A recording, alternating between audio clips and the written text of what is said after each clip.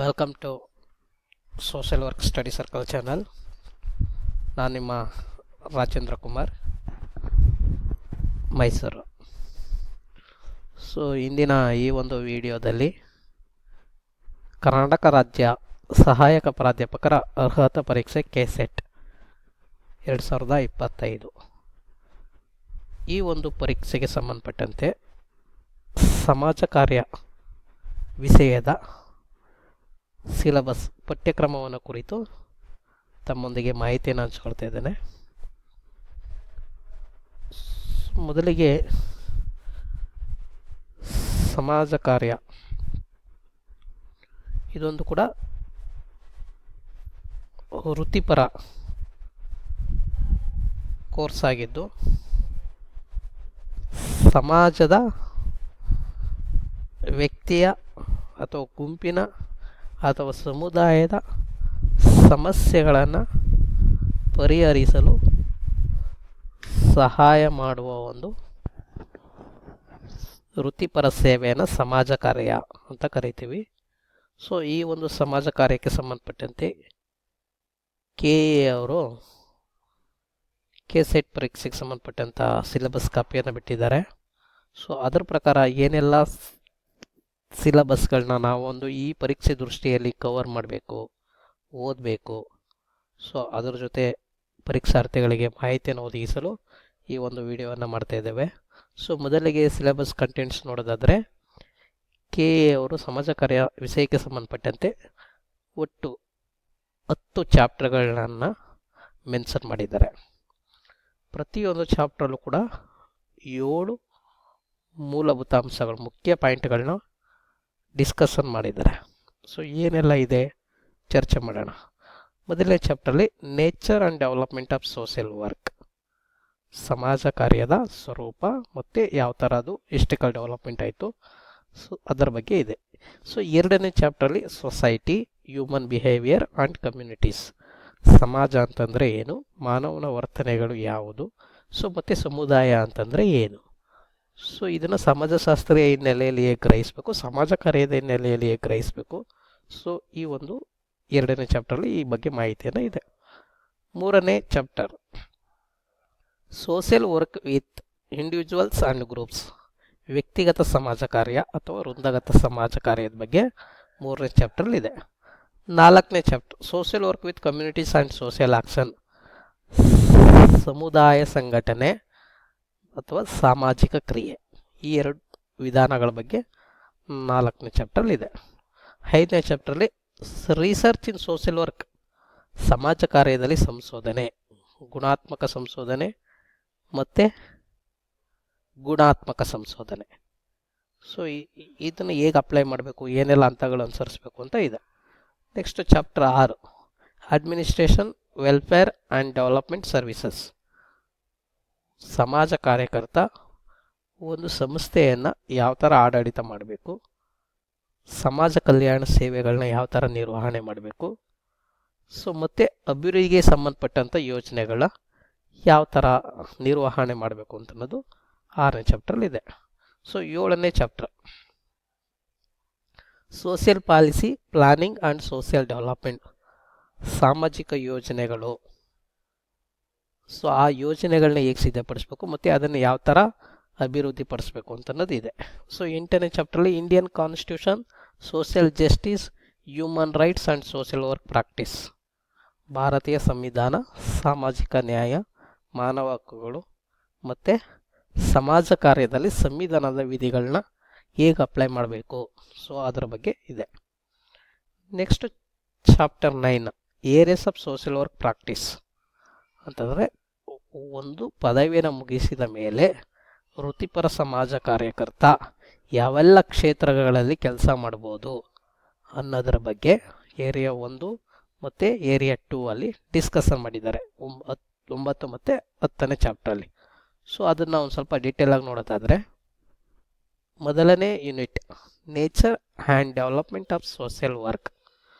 ಇದರಲ್ಲಿ social work definition, ಸಮಾಜ ಕಾರ್ಯದ ಅರ್ಥ ಏನು, ವ್ಯಾಖ್ಯಾನ ಏನು, ವ್ಯಾಪ್ತಿ ಏನು, ತತ್ವಗಳೇನು, ಗುರಿ ಏನು, ಸಮಾಜ ಕಾರ್ಯವನ್ನು ಮಾಡುವ ವಿಧಾನ ಯಾವುದು, ಇದರ ಬಗ್ಗೆ ಡಿಸ್ಕಷನ್ ಮಾಡಿದ್ದಾರೆ. ಸೊ ಈಗ ನಾನು ನಿಮ್ಗೆ ಹೇಳಿದೆ ಸಮಾಜ ಸೇವೆ ಒಂದು ವೃತ್ತಿಪರ ಡಿಸಿಪ್ಲಿನ್ ಆಗಿದೆ.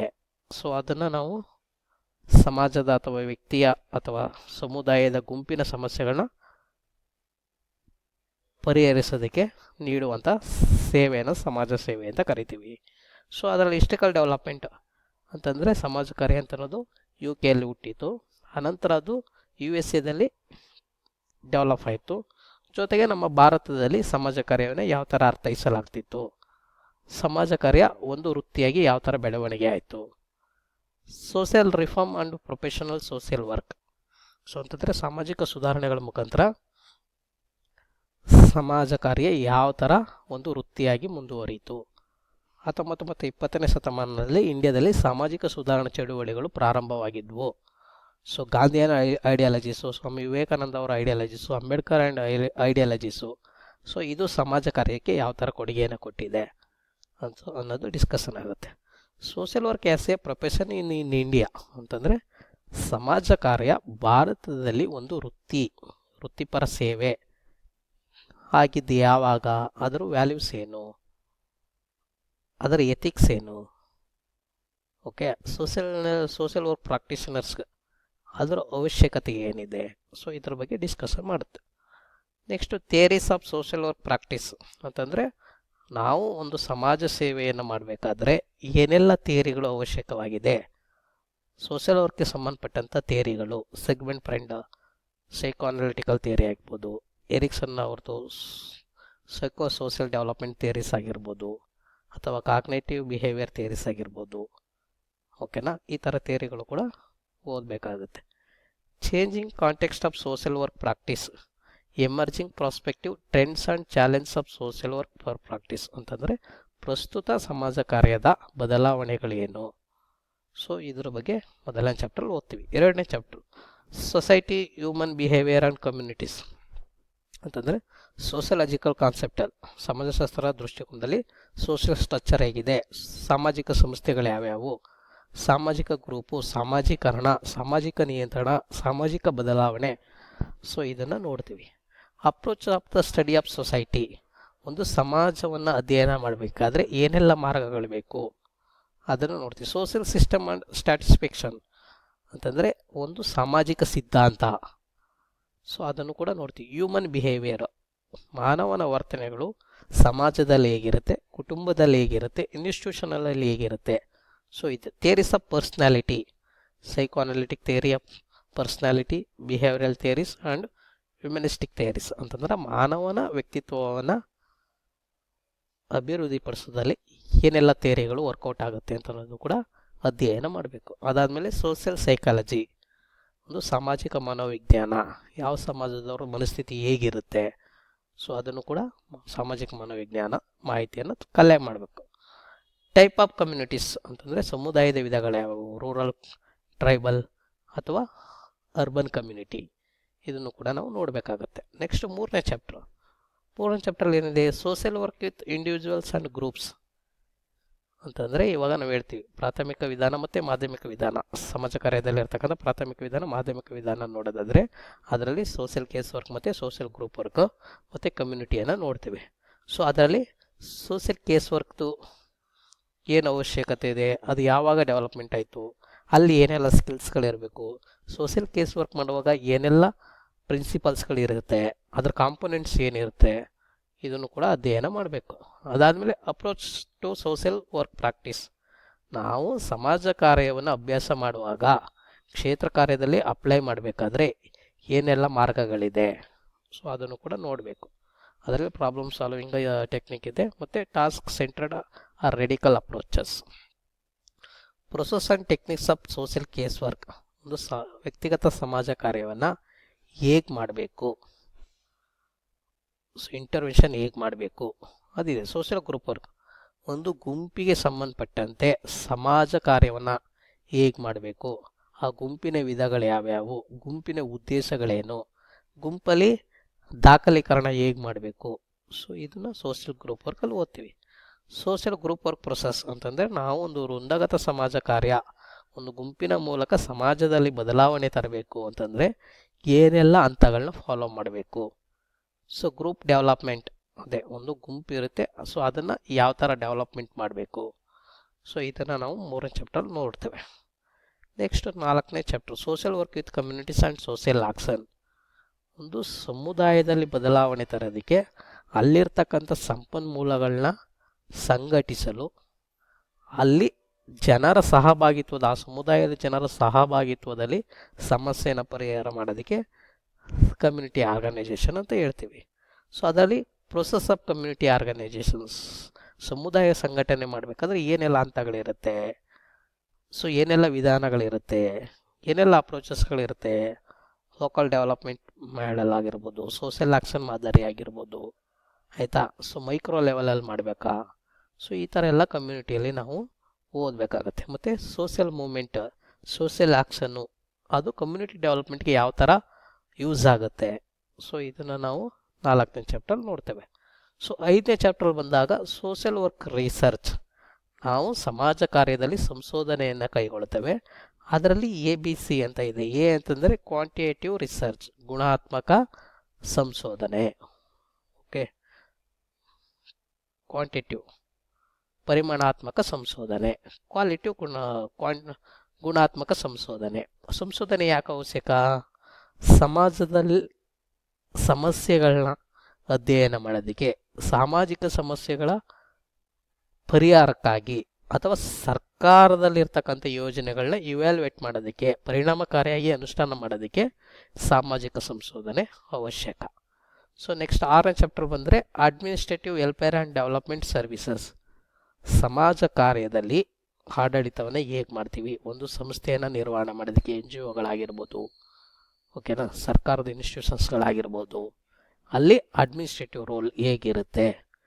ಜೊತೆಗೆ ಸಮುದಾಯದ ಜನರಿಗೆ ಸೇವೆಗಳನ್ನ ಒದಗಿಸುವಾಗ ಕಲ್ಯಾಣ ಕಾರ್ಯಕ್ರಮಗಳನ್ನ ಯಾವ ಥರ ನಿರ್ವಹಣೆ ಮಾಡಬೇಕು, ಸೊ ಸರ್ಕಾರದ ಯೋಜನೆಗಳನ್ನ ಯಾವ ಥರ ಸಿದ್ಧಪಡಿಸಬೇಕು, ಮತ್ತು ಅದನ್ನು ಹೇಗೆ ಮೌಲ್ಯಮಾಪನ ಮಾಡಬೇಕು, ಆ ಯೋಜನೆ ಅನುಷ್ಠಾನ ಮಾಡೋದಕ್ಕೆ ಫಂಡ್ ರೈಸಿಂಗು, ರಿಸೋರ್ಸ್ ಮೊಬಿಲೈಸೇಷನ್ ಹೇಗೆ ಮಾಡಬೇಕು ಅನ್ನೋದನ್ನ 6ನೇ ಚಾಪ್ಟರ್ ನೋಡ್ತೀವಿ. 7ನೇ ಚಾಪ್ಟ್ರಲ್ಲಿ social policy planning and social development, ಸಾಮಾಜಿಕ ಯೋಜನೆ, ಸಮಾಜಕ್ಕೆ ಸಂಬಂಧಪಟ್ಟಂತಹ ಯೋಜನೆಗಳನ್ನ ತಯಾರಿಸಿ ಅದನ್ನು ಅಭಿವೃದ್ಧಿಪಡಿಸಬೇಕಾದ್ರೆ ಏನೆಲ್ಲ ಮಾನದಂಡಗಳನ್ನ ಅನುಸರಿಸಬೇಕು. Process of policy formulation, social planning, 5 year plans, ಅದರಿಂದ ಡೆವಲಪ್ಮೆಂಟ್ ಯಾವ ಥರ ಆಯಿತು, ಸೋಷಿಯಲ್ ಡೆವಲಪ್ಮೆಂಟು ಮತ್ತು ಸಸ್ಟೈನಬಲ್ ಡೆವಲಪ್ಮೆಂಟ್, ಇದಕ್ಕೆ ಸಂಬಂಧಪಟ್ಟಂತೆ ಚರ್ಚೆಯನ್ನು ಮಾಡ್ತೇವೆ. ನೆಕ್ಸ್ಟ್ 8ನೇ chapter Indian constitution, social justice, human rights and social work practice ಅಂತಂದರೆ ಭಾರತದ ಸಂವಿಧಾನದಲ್ಲಿರ್ತಕ್ಕಂತಹ ಅನುಚ್ಛೇದಗಳು, ಸಾಮಾಜಿಕ ನ್ಯಾಯ ಆಗಿರ್ಬೋದು, ಮಾನವ ಹಕ್ಕುಗಳಾಗಿರ್ಬೋದು, ಕರ್ತವ್ಯಗಳಾಗಿರ್ಬೋದು, ಅಥವಾ ಮಹಿಳೆಯರು ಮತ್ತು ಮಕ್ಕಳಿಗೆ ವಿಶೇಷವಾಗಿ ನೀಡಿರ್ತಕ್ಕಂಥ ಹಕ್ಕುಗಳಾಗಿರ್ಬೋದು. ಸೊ ಇದನ್ನು ನಾವು ಸಮಾಜ ಕಾರ್ಯದಲ್ಲಿ ಅಪ್ಲೈ ಮಾಡಿ ಸರ್ವಿಸ್ ಕೊಡಬೇಕಾಗುತ್ತೆ. ಸೊ ಅದನ್ನು ಮಕ್ಕಳಿಗೆ ಹೇಗೆ ಅಪ್ಲೈ ಮಾಡಬೇಕು, ಮಹಿಳೆಯರಿಗೆ ಏನು ಕಾನೂನುಗಳಿದೆ, ವಯೋವೃದ್ಧರಿಗೆ ಏನಿದೆ, ಸೊ ಅದರ ಬಗ್ಗೆ ಕಾನೂನಾತ್ಮಕವಾದ ಅರಿವು ಕೂಡ ಮುಖ್ಯ ಸಮಾಜ ಕಾರ್ಯಕರ್ತನಿಗೆ. ಹಾಗಾಗಿ ಭಾರತೀಯ ಸಂವಿಧಾನವನ್ನು ಕೂಡ ನಾವು ಸ್ಟಡಿ ಮಾಡಬೇಕಾಗುತ್ತೆ. ನೆಕ್ಸ್ಟ್ ಯೂನಿಟ್ 9, ಈ ಒಂದು ಪಾಠದಲ್ಲಿ ನಾವು ಸಮಾಜ ಕಾರ್ಯವನ್ನು ಯಾವೆಲ್ಲ ಕ್ಷೇತ್ರದಲ್ಲಿ ಅಪ್ಲೈ ಮಾಡ್ತೀವಿ.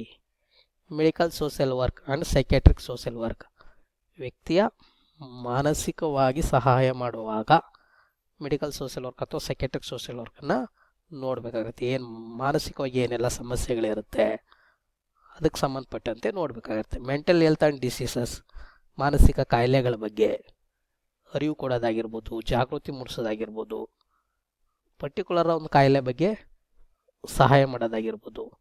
ಮತ್ತು theories of ageing and vulnerability, ವಯೋವೃದ್ಧರಿಗೆ ಸಂಬಂಧಪಟ್ಟಂತೆ, ಮತ್ತು ವಿಕಲಚೇತನರಿಗೆ ಸಂಬಂಧಪಟ್ಟಂತೆ, ಲಿಂಗಾಧಾರಿತ ಅಸಮಾನತೆಯನ್ನು ಹೊಂದಿದ್ದಂಥ ಟ್ರಾನ್ಸ್ಜೆಂಡರ್ ಬಗ್ಗೆ, ಫಿಮೇಲ್ ಬಗ್ಗೆ ಇದಾಗಿರ್ಬೋದು. Labour welfare and human resource management, ಒಂದು ಸಂಸ್ಥೆಯಲ್ಲಿ ಕೆಲಸ ಮಾಡುವ ಮಾನವ ಸಂಪನ್ಮೂಲ, ಸೊ ಅವ್ರಿಗೆ ಟ್ರೈನಿಂಗ್ ಕೊಡೋದಾಗಿರ್ಬೋದು, ರಿಕ್ರೂಟ್ಮೆಂಟ್ ಮಾಡೋದಾಗಿರ್ಬೋದು, ಕಾಂಪನ್ಸೇಷನ್ ಕೊಡೋದಾಗಿರ್ಬೋದು, ಕೆಲಸದ ಸ್ಥಳದಲ್ಲಿ ಏನಾದರೂ ಅಪಘಾತಗಳಾದರೆ ಅದಕ್ಕೆ ಪರಿಹಾರ ಕೊಡೋದಾಗಿರ್ಬೋದು.